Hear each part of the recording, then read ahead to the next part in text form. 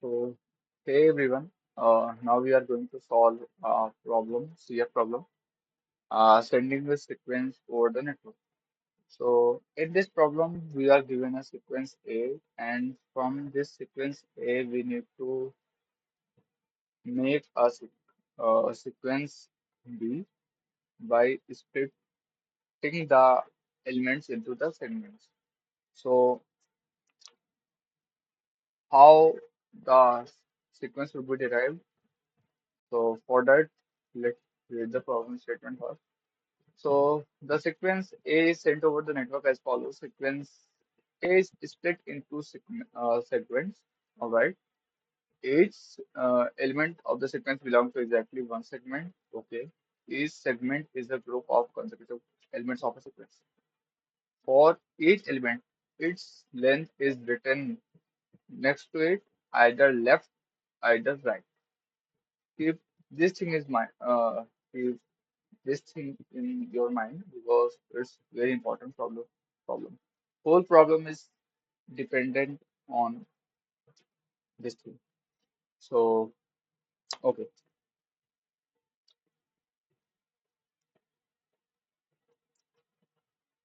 Uh,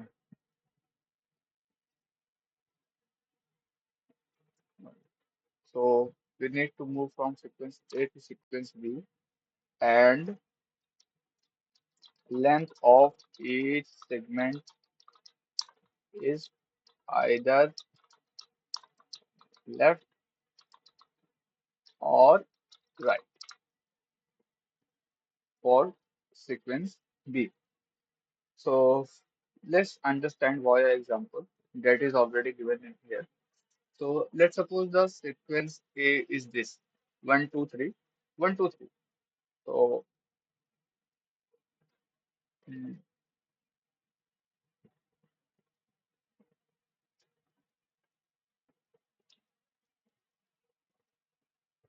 okay. So this is a sequence that we are given. So from this sequence we can derive multiple v's. So like here, first one is this one. So here the numbers that are written in colored are the segments, and that are written in black basically those are the lengths. So here we can see one is the length, one is the segment written next to it. 3 is the length, 2, 3, 1 is the segment. 2, 3 is the segment, and 2 is the length. Here we can see that the length is written rightwards, and here the length is written leftwards. So let's proceed for this. So the segment will be different. Yeah, that is true because from A we can derive multiple B's. All right. So the sequence B is given. Could the sequence B be sent over the network? Means if there is any A from which B could be derived. So we need to check that. And if any A is possible for the B, then we need to print yes. Otherwise, we need to print no. So that's how the problem was. Very simple, right? So we'll approach this problem via dynamic programming, and the reason for that is basically mm, we'll proceed in multiple segments. Like we need to solve multiple cases. So for that, we probably always need DP because there are multiple segments that could be derived from A. So we need to cover each cases, like all this one. So for that, DP will be perfect. So first let's take the inputs. First one is M and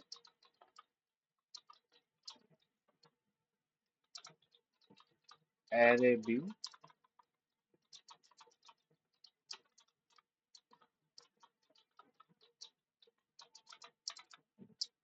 So we have taken the input and sorry, we'll be taking in one base indexing because when I was solving it, I have already solved it. So while I was solving, I got runtime error multiple times just because of my poor indexing. So now this time we'll be taking everything as one base. So what I'll do is I'll create a oh, sorry, the electricity is on. I think I need to increase the brightness. 1 minute. So vector bool dp size would be n plus 1 and all the elements would be false first. So state of the dp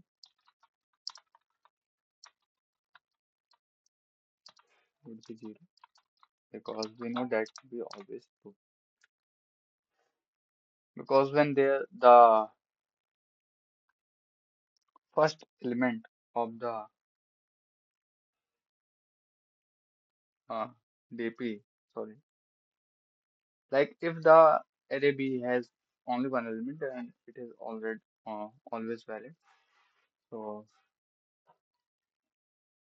now let's iterate over B and I is equal to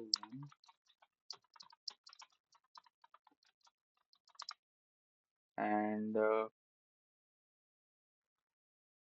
first case would be we'll check that we'll assume that the size is written over the left of the segment, right? So for this we would be checking this condition I plus bi should be less than equal to m and the conditions I minus 1 must hold true. Why is it that? Because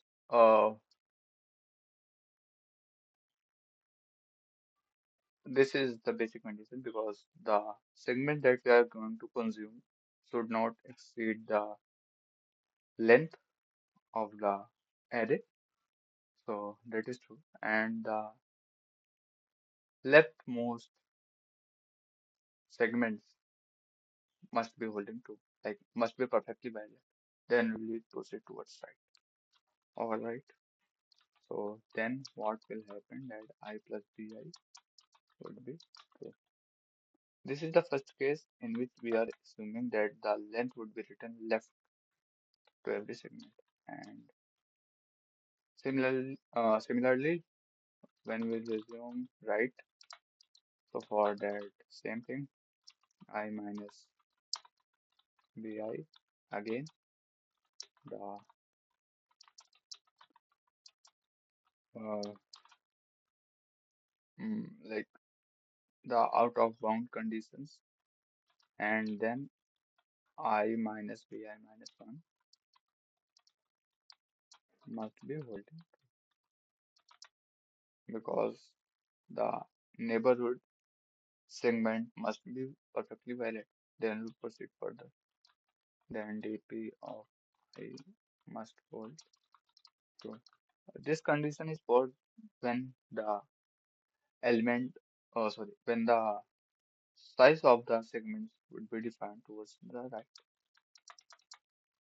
So yeah, done probably.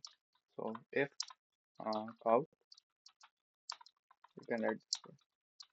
If dp of n hold true, then we'll be printing yes. Otherwise, we'll print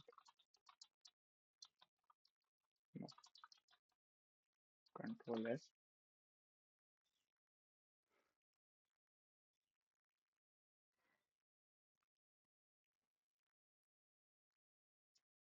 Mhm. Yeah, passing it. And I have already submitted the code. Let me show you. This is probably the same one which I have written. It may take few seconds. Yeah, here. Yeah, and again, at last, we have printed the same thing. So yeah, that's all for today. Uh, it's the pretty easy one, easy implementation of TP. So yeah, bye for now. Thanks for watching.